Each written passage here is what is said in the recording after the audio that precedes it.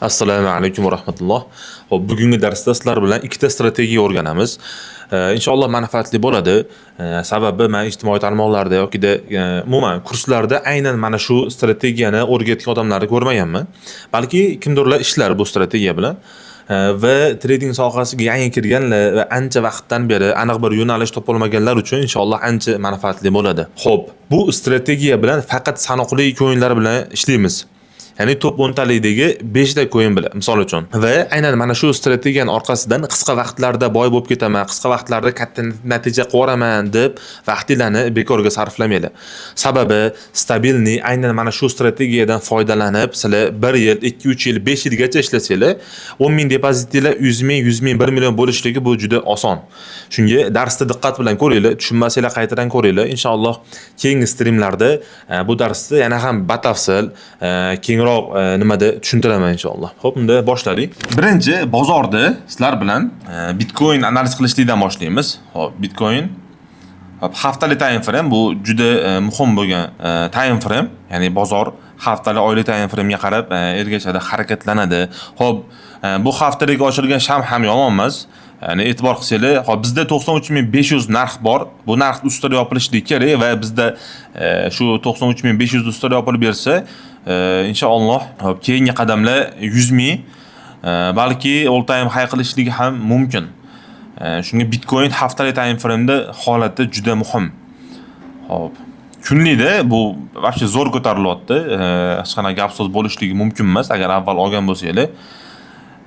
Ushlab tursanglar bo'ladi. Shu 93500 atrofida sotsanglar bo'ladi. Ya'ni bir qismini agarda uzoqroq muddatga misol uchun ushlamoqchi bo'lsanglar. Xo'p, bunda Bitcoinning holati shunaqa. 93500 ustida yopilib bersa, biza keyingi hadaf 100 ming bo'ladi. 100 minggacha bemalol nima qilsa bo'ladi, ya'ni ishlasa bo'ladi. Bitta endi odamni qo'rqitadigan holat Bitcoinda bir ko'tarilgandan keyin bu nimani impulsi albatta tushishligi bo'ladi.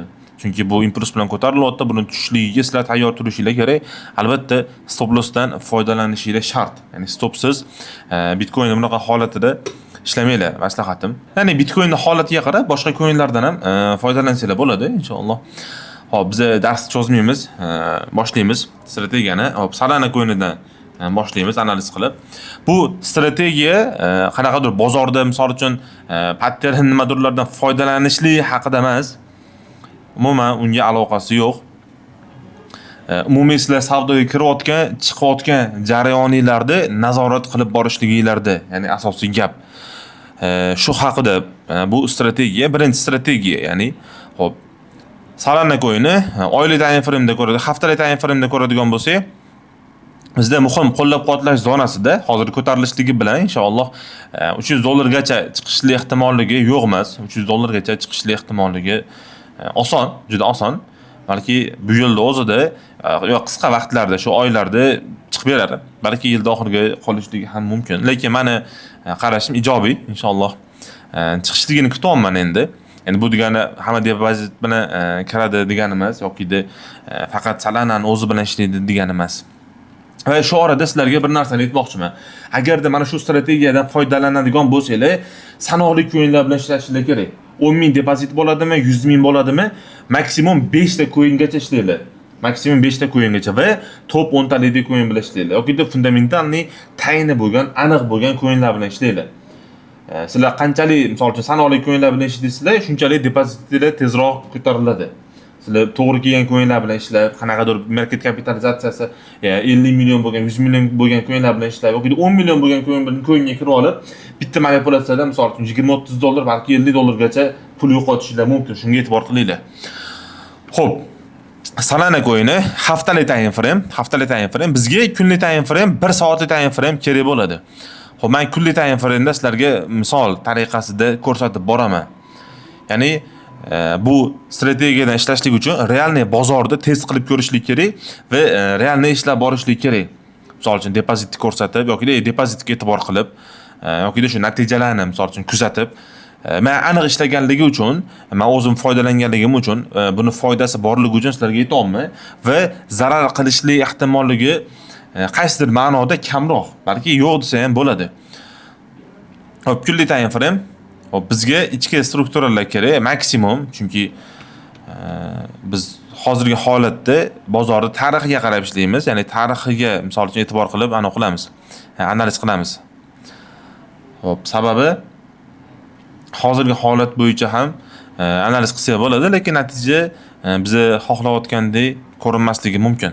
Xo'p, mana birinchi ko'tarilgani, shu birinchi $200 chiqqan, $210 chiqqan holati. Xo'p, bu yerda mana bozor ko'tarilayotgan holatiga e'tibor qilib misol uchun ishlaymiz. Xo'p, ko'tarilib ketdi deylik, bu yerdan tushyapti. Bu yerda qo'llab-quvvatlash zonasi bor. Aynan mana shu zonada. Va bu zonadan bozor yuqoriga harakatlanyaptimi, ishlasak bo'ladi. Ya'ni savdoga kirsak bo'ladi. Xo'p, endi shu yerdan boshlaymiz savdo qilishlikni. Xo'p, aytaylik.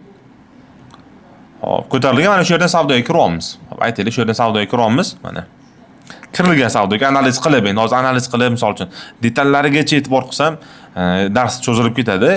Sizlar men bilaman, analiz qilib savdoga kirasizlar, ya'ni bilasizlar, sizlar qayerda kirib, qayerda chiqishligini, ya'ni e'tibor qilib misol uchun ishlaysizlar. Ya'ni analiz qilib savdoga kirasizlar va o'sha analiz qilib kirayotganda foydalanasizlar mana shu strategiyadan. Xo'p, bu birinchi misol uchun aytaylik, profitimiz 10% oldik deylik mana. 15% mana. 15% profit oldik. Hop, stop loss qo'yilgan, misol uchun kirilyapti. Hop, bozor tushib ketdi. Hop, keyingi savdoga kirishligimiz mana, misol uchun bu yerda impuls bilan qayta olgan, bu korreksiyadan kirdi deylik mana. Stop loss ham qo'ydik mana. 3.5% ga. Hop, targetimiz bu yerda ham 10% mana. Hop, 10%. Hop, 1 soatlik time frame. Hop, keyingisi bozor ko'tarilib kelyapti. Mana shu yerda ham kirdi deylik. Misol uchun savdoga kirdi deylik. Mana bu yerdan ko'tarilishligiga misol uchun umid qilib, ya'ni analiz qilingan ko'tarilish ehtimoligi bor degan nima bilan. Hop, mana 10% ga hadaf qo'yilgan. Misol uchun deb aytayapman, bu yerda stop lossimiz bor. Ya'ni 4% bu yerda. Hop, 4% stop loss bor. Hop, bozor ko'tarilib ketyapti. Hop, bu yuqorida ham kirdi mana, misol uchun aytaylik, bu yerda ham analiz qilingan, bozor ko'tarilgandan keyin topib shu kirishlik narxini savdoga kiryapmiz. 3.5% va 10% hadaf. 10% hadaf bilan savdoga kirilyapti. Xo'p, bozor tushib ketdi bu yerda. Ya'ni down trend. Xo'p, biz bu yerda ham analiz qilyapmiz, bilyapmiz down trendligini, bozor tushayotganligini. Savdoga kiryapmiz. Xo'p, aytaylik mana. Savdoga kirildi bu yerda. Hop, bu yerda ham natija olindi deydi mana. Yaxshi gumon qilib bu yerda ham mana, misol uchun aytaylik 2% stop loss bilan hop 5% hadaf olingan. Hop, keyingi kirishlik bu yerda oqyapti. Hop, bu yerda yana bitta stop olganmiz. Hop, savdoga kirilgan bu yerda, mana aytaylik shu yerda kirilgan savdoga. Hop, hadafimizga chiqib bermadi. Mana 2.5% yoki 2% stop loss olingan. Hop, hadafimiz 5% mana. Ha, bularni misol uchun deb ko'rsatib ketyapman. Hop, analiz qilinganda bu natijalarni sekin nima qilamiz? Birga ko'rib boramiz. Ya'ni men shu guruhda har bir signallar natijalarini, har bir kirilayotgan, chiqilayotgan coinlar holatlari haqida ma'lumot berib boraman. Xo'p, bu yerda ham misol uchun ishlayapmiz mana, oqyapti, bitta impuls bilan tushyapti. Bu yerda ishlashlik ehtimolligi bor, ya'ni yo'q emas. Ishlasa bo'ladi bu yerda ham. Hop, stop lossimiz 3% mana, hadafimiz 8%. Hop, endi video tezroq bo'lishligi uchun men bu oddiy instrumentda tushuntiraman. Hop, 5% hadaf olinyapti bu yerda. Bu yerda stop olyapmiz mana. Bu yerda ham ko'tarilishligi mumkin degan taxmin bilan, misol uchun 7%, 10% ga hadaf qo'yamiz, o'xshamayapti. Lekin stop qo'yilgan bu yerga mana. 4%, 4.5% stop qo'yilgan. Hop, bozor mana shu yergacha ishladi mana. Misol uchun shu yergacha ishladi. Inshaalloh shu yergacha tushunarli bo'ladi deb o'ylayman. Hop, men bu yerda nima uchun sanoqli signallarga kiryapman? Bu har kuni savdoga kirishlik, har kuni misol uchun 5 talab zirka qilishlik bu noto'g'ri deb o'ylayman. Bu yangi kirayotganlarga, bu skalping bundan mustasno. Ya'ni skalping qilayotganda kuniga misol uchun 2 marta, 3 marta tabiiy order ochishligi, tabiiy savdo qilishligimiz. Shunga bu o'sha day trade qiladiganlar uchun yoki skalping qiladiganlar uchun ham o'ziga bir formula qilib ishlasa bo'ladi. Bu yerdagi asosiy e'tibor sizlar misol uchun 10 ming depozit bilan savdo qilyapsizlarmi? 10 ming depozitni foydasiga tegmaslikda. Tushunasizlar, ya'ni foydasiga tegmasdan o'sha 10 ming depozit o'zini yetishlikda. Hop, tushuntiraman sizlarga. Hop, e'tibor qilinglar bu yerda. Mana e'tibor qilinglar. Birinchi zdelkamiz, hop, birinchi zdelkamiz bizga 15% take profit urib bergan. Hop, bu yerda yozamiz, 15%, misol uchun $10,000 bilan kirilyapti, $1,500 bo'lyapti. Hop, $1,500 bu sal cho'zilib ketar ekan. balki montajda to'g'rilab boramiz. Xo'p, keyingisi hisoblanyapti. Bu yerda $1000 ko'ryapmiz. Misol uchun bu yerda $1000 bor. Ya'ni take profit. Xo'p, $1000. Keyingisi stop loss olamiz. Xo'p, stop lossimiz hop qancha edi? 4%. Ya'ni o $1000 ga $400 zarar bu yerda. Bu yerda $400 zarar qilamiz. Xo'p, keyingisi hadaf botdi, ya'ni take profitimiz. Bu yerda qancha? $1000. Bu yerda 10%. Ya'ni bu yerda ham bor. Misol uchun $1000 foydani olamiz. Shu $10,000 dan hisoblanyapti. Ya'ni krupni kirilganda bu yerda misol uchun kimdirlar $1000 bilan kiradi yoki kimdirlar $500 bilan kiradi. Asosiy e'tibor sizlarni qo'yayotgan take profitinglarda. Misol uchun 1% take profit bo'lishligi mumkin yoki 2% take profit bo'lishligi mumkin. Men umumiy hisoblayapman, umumiy. Chunki oramizda ko'proq odam, ya'ni 70%, vallohu alam 60% kamida kattaroq depozit bilan savdo qiladi. $10,000 bilan balki undan ham ko'proqdir. Xo'p, keyingi bizani take profitimiz bu 5% ekan. Ya'ni $10,000 ga $500 degani. Bu общий depozit bilan kirilganda. Tushundinglarmi? Xo'p, endi keyingisi bu yerda 6%, 5%, 5.9 hisoblangan 6%. Bu yerda $600 hadaf olinyapti, to'g'rimi? $600 hadaf hisoblaganmiz. Xo'p, keyingisi bu yerda 8%. Bu 10,000 bilan kirilganda $800. Xo'p, keyingisi mana $500 hisoblangan. Bu yerda ham foyda hisoblanyapti. Ya'ni $500. Xo'p, keyingisi bu yerda $400 zarar. Bu yerda $400 zarar hisoblayapman, ya'ni stop loss. Xo'p, men oddiy misollar bilan ko'rsatdim. Sizlar misol uchun ishlaydigan bo'lsanglar, albatta o'zingizlarga bir strategiya qilib, misol uchun kunlik bitta zirka qilasizlarmi, ya'ni order qilasizlarmi? O'sha bitta orderni o'zi bilan hisoblaysizlar. $1000 bilan kirdinglar, $1000 ni o'ziga hisoblaylar foydani. Hadaf 2% bo'ladimi, 1% bo'ladimi, o'ziga hisoblaydi. Xo'p, endi e'tiboringlarni keyingi o'sishlikka qaratinglar. Keyingi o'sishlikka mana. Keyingisi mana $200 gacha salkam chiqib bergan, to'g'rimi? Bu yerda $200 gacha chiqyapti. Bu har bir kirgan zirkalarga faqat o'zingizlarning kirgan depozitinglarni yechib olasizlar. 10,000 bilan misol uchun birinchi zirkaga kiryapsizlar, 15% yurib beryapti, $1,500 foyda qilyapsizlar. Va bu $1,500 bozorga tashlab chiqasizlar. O'zingizlarning depozitinglarni, ya'ni misol uchun 10,000 ga oldinglar, bo'ldi, 10,000 ni yechib olasizlar. 10,000 ni sotasizlar o'sha 11,500 bo'lganda. Xo'p, keyingisida $1000 foyda qilamiz, ya'ni 11,000 bo'lyapti, 10,000 ni o'zini yechib olamiz. Keyingisida $400 zarar bo'lyapti. 10,000 bilan kiramizda $400 zarar bilan chiqamiz. Xo'p, keyingi zirkalar bilan o'sha zararni yopamiz. Misol uchun o'sha 10,000 tiklanyapti mana. Misol uchun bu yerda 10% hisoblangan. Misol uchun aytaylik, 10,000 hisoblaydigan bo'lsa $1000 plus minus $400 zarar bilan 10,500 qolyapti. Ya'ni tushunyapsizlar. Xo'p, keyingi hadafimiz $500, ya'ni 5%, undan keyingisi 6%, $600. Ya'ni sizlar umumiy birorta coin bilan xuddi mana shu tartib bilan ishlab keladigan bo'lsanglar, foydalarni bozorga tashlab boradigan bo'lsanglar, u coinlar fundamentalni yaxshi bo'lsa, kelajakda, natijada 1 yildan keyin, 2 yildan keyin sezilarli o'sish ko'rasizlar. Ya'ni tabiiy bunaqa holat bo'lishligi. Mana misol uchun Solana coinida o'sha ishlanib kelayotganda biz xuddi shu formuladan foydalanganimizda bu $300 gacha chiqqan. Taxminan krupning o'rtasini olamiz mana $150-160 dan. U yoq bu yog'iga $5,000 atrofida foydani bozorga tashlaganmiz. Bu misol uchun 3 oy vaqt olgan bo'lishligi mumkin yoki 4 oy vaqt olgan bo'lishligi mumkin. Xo'p, bu yerdan keyingi ko'tarilishligi mana 70% hisoblanyapti. Xo'p, biz 70% olmaymiz, 50% da balki 70% gacha ushlashligimiz mumkindir. Oxirigacha misol uchun analiz qilib boradigan bo'lsak. Xo'p, 50%. Bu yerda $5,000 qolgan taqdirda ham bozorda buni 50% bizga prosta biz bozorga tashlab borayotgan foydalarimizni foydasi 50% bo'lyapti. 5,000 da 50% bu 2,5. Ya'ni biz misol uchun ishlab boryapmiz, faqat foyda kirgan depozitimizni yechyapmiz, foydamiz bozorda qolyapti. O'sha foydamiz ham bizga bozordan foyda olib kelyapti. Bu aytishinglar mumkin. Misol uchun sizlar $10,000 bilan bir oylik misol uchun $1,000 qatga chiqarishinglar kerak yoki $500 qatga chiqarishinglar kerak. Bu bilan sizlar ishlab xuddi shunaqa natija qila olmaysizlar yoki mana shu strategiyadan foydalanib ishlay olmaysizlar. Sababi trading sohasi, misol uchun kimdir stabillik bor, ya'ni stabil daromad qilishlik uchun ishlayman deyishlik mumkin. Lekin sizlar e'tibor qilinglar, bozorda faqat 1 oy yoki 3 oy oqadigan holatiga to'g'ri kelishinglar mumkin.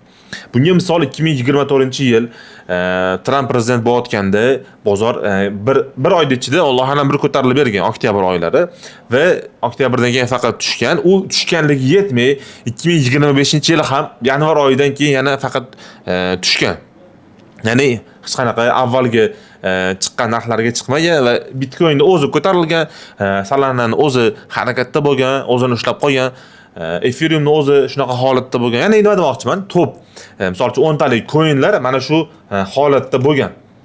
Ya'ni sizlar misol uchun bitta coin bilan ishlab olsalarmi, albatta fundamentalni analiz qilinglar va mana shu strategiyadan foydalaninglar. Agarda sizlar mana shu strategiyadan foydalanib, Ethereum bilan ishlaylar, Solana bilan ishlaylar, XRP bilan ishlaylar, ADA bor, u bilan ishlaylar. Aniq misol uchun qisqa vaqtlarda, ya'ni qisqa vaqtlarda deganda men yillarni nazarda tutaman, 2 yilda, 3 yilda, maksimum 5 yilgacha depozitlarda sezilarli o'sish ko'rasizlar. Misol uchun Bitcoin analiz qiladigan bo'lsanglar ham, Bitcoinda holatda mana har yili ko'tarilyapti, va $120,000 dan o'tdi. Ya'ni bizda Bitcoinda o'zi bilan o'sha ishlayotganimizda o'sha $15,000 ishlaganmiz, $20,000 ishlaganmiz, 30-40-50,000 ishlaganmiz. Qancha misol uchun take profitlar olingan boshqa bo'lgan foydalar tashlab borganimizda $120,000 gacha bizga ko'tarilib foyda olib berardi. Bu aynan mana shu trading sohasini orqasidan kattaroq natija qilaman deganlar uchun va investorlar bilan ishlaydiganlar uchun. Misol uchun $1000 bilan kirib olib, men har oy $500 chiqarishim kerak yoki misol uchun har oy men rasxod qilaman, shularga pul yetishtirishim kerak degan xayol bilan ishlay olmaysizlar, vaqtingizni bekorga sarflamanglar. Va maslahatim, trading sohasiga yangi kirdinglarmi, albatta shu strategiyadan foydalaninglar. Umuman depozitinglarga tegmasdan, misol uchun nechadir yilni plan qilib ishlanglar. Tushunasizlarmi? Trading orqasida aynan mana shu formuladan foydalanayotganda, misol uchun qat'iqdir pul kerak bo'lsa, albatta yechib olasizlar. Hech nimaga e'tibor qilmasdan, bo'ldi, men foyda qildimmi degan narsa bo'ladi, yechib olasizlar. Ya'ni depozitinglarda katta o'sish bo'lmaydi. Tushunasizlarmi? Katta o'sish bo'lmaydi. Shunga mana shu nimadan foydalaninglar. Strategiyadan foydalanaydi. Bu strategiyadan men foydalanib kelganman va hozirgacha kerak bo'lsa foydalanaman va xos mendan kimdir so'rasa, misol uchun yaqin birodarlar bo'ladimi, misol uchun ko'chadagi maslahat so'rayotgan bolalar bo'ladimi? Aynan eng asosiy e'tibor qilishligimiz kerak bo'lgan jihati nima desa, trading sohasiga kirgan, misol uchun yo'lini topa olmaganlar bo'lsa, misol uchun 5-6 oy o'qishadi, 1 yil o'qishadi, aniq natijaga chiqish olmaydi yoki depozitlari bir stabilniy o'sish bo'lmaydi. Men mana shu nimani formulani maslahat beraman. Ishlab ko'ringlar, qilinglar, foydalaninglar. Albatta top 10 talik, top 100 talik kerak bo'lsa, maksimum coinlar bilan ishlanglar degan maslahatni beraman. Xo'p, bu bizani birinchi strategiya edi. Bu yerda qisqa misol tariqasida misol uchun ko'rsatdim. Bu yer bizga 24-yil ekan. Mana 24-yil bizga xuddi shu mana holatda ko'tarilib tushib kelgan, harakatlangan va misol uchun hozirgacha mana shu formuladan misol uchun foydalanib ishlasak bo'lar edi. Sababi bu yerda bitta ko'tarilgan bizga, mana 1x qanchadir. Xo'p, undan keyingi tushishligida ham bizga qanchadir ko'tarilib bergan. Xo'p, mana salkam 1x va undan keyingi tushishligidan hozir ko'tarilishligiga juda yaqin turibmiz. Agarda bu $300 ga chiqadigan bo'lsa, biz foydamiz tashlab boradigan bo'lsa, o'sha foydamiz ham bizga bozorda foyda olib kelib beradi. Va kimlardadir misol uchun savoli bo'lishligi mumkin. Ya'ni o'sha misol uchun depozitimizga qo'shib borib, o'sha misol uchun 10,000 ustiga 11,000 bo'tdim, 12,000 bo'tdim, 12,000 bilan kirib borsak bo'ladi-yu. Bir misol uchun ikkosi ham bir xil strategiya emasmi deyishinglar mumkin. Yo'q, bu umuman farqli.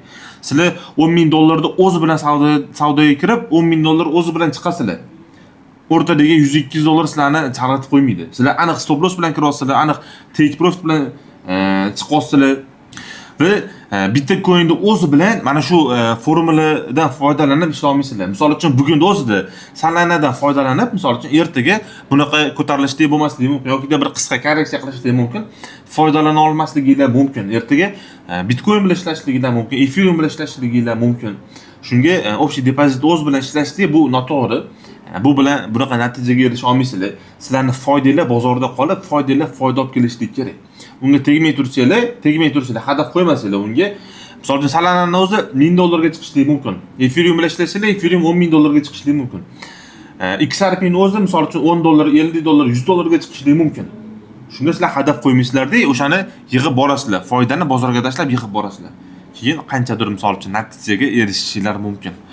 Xo'p, bu bizani birinchi strategiyamiz edi. Xo'p, ikkinchi strategiya bu o'rta muddatga ishlaydiganlar uchun va stopsiz ishlaydiganlar uchun va trading sohasiga misol uchun vaqti bo'lmay o'rgana olmaganlar uchun, ya'ni o'rgangansizlar, har kuni ishlashlikka imkoniyatingiz yo'q yoki har kuni ishlashlikka bir vaziyat qila olmaysizlar yoki psixologiyalar joyida emas.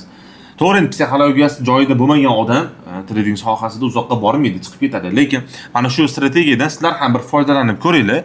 Agarda ishlay olmasanglar, haqiqatan trading sohasi sizlar uchun emas. Xo'p, unda bu strategiyamiz, bu strategiyani qisqacha tushuntiraman buni, chunki juda oson, juda sodda. Bozorda bir korreksiya qilishligiga yoki 6 oyda bir tushishligiga pul tikasizlar. Mana misol uchun 61% tushgan Solana'ni o'zi.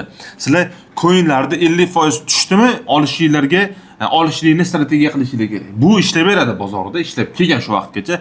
Prosta analiz qilsanglar ham bozorda tushunasizlar. Va sizlar 50% tushunib olinglar, 50% tushunib olinglar. 10 ming depozitinglar bo'ladimi, 5 ming depozitinglar bo'ladimi, boshqa misol uchun million depozitinglar bo'ladimi? Shundan foydalaninglar va bozorda 50% tushyaptimi?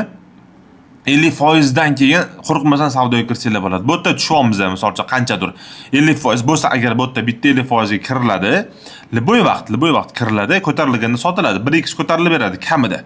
Savdoga kiriladi 50% ko'tariladi. Yana tushyapti 50%, yana kiryapmiz, yana ko'tarilganda sotyapmiz. Liboy coin, misol uchun XRP bo'ladimi yoki boshqa coin bo'ladimi? Bemalol foydalansanglar bo'ladi mana shu strategiyadan. Xo'p, XRP ham mana qanchadir ko'tarilgan, bu yerda tushgan keyin. Xo'p, bu yerda mana 40% atrofida tushyapti. Ya'ni 50% gacha tushyapti maksimumdan. Xo'p, keyingi tushishligi bu tushgan aniq bu yerda 50% dan ko'proq, mana 60% ga yaqin tushgan. Bu tushganda mana maksimumda 50% atrofida savdoga kirishligimiz bu to'g'ri bo'ladi.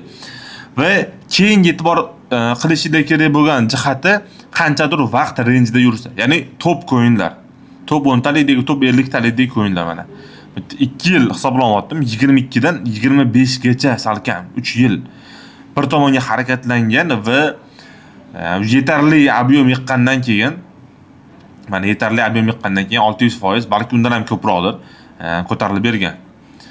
Ya'ni bu yerda sizlar misol uchun bozor faqat bir tomonga harakatlanyaptimi, har 6 oyda, har 3 oyda qanchadir investitsiya qilasizlar. Ko'tarilayotgan coinga investitsiya qilmaysizlar. Ko'tarilib bo'lgandan keyin tushishligini kutib, 6 oydan keyin bo'ladimi, bu 1 yildan keyin bo'ladimi, 2 oydan keyin bo'ladimi, 50% tushgandan keyin qo'rqmay olsanglar bo'ladi. Bu ham bir o'rta muddatga va stopsiz ishlaydiganlar uchun juda foydali strategiya. Bu natijalarda men o'zim kirayotgan, chiqayotgan qaysi coinlarga misol uchun investitsiya qilaman, hammasini men o'zim yopiq guruhimda albatta nima qilib boraman, ma'lumot berib boraman. Har bir signallar beryapmanmi? Signallarda men hozirgi vaqtda mana shu strategiyadan foydalanib ishlashdan maslahat beraman. Sababi coinlar minimumda ko'tarilishlikni endi boshladi. Inshaalloh bu yog'iga yaxshi o'sish ko'ramiz. Agarda oqadigan taqdirda ham, tushadigan taqdirda ham sizlar hech nima yo'qotmaysizlar. To'g'ri, bozorda 5-10% foyda qilyapsizlar. Foydalar misolcha qanchadir zararda bo'lishligi mumkin, lekin asosiy depozitinglar naqdda turadi. Liboy vaqt qo'shib ola olasizlar, liboy vaqt tushganda olib, ko'tarilganda sota olasizlar. Inshaalloh bugungi darsimiz mana shulardan iborat edi.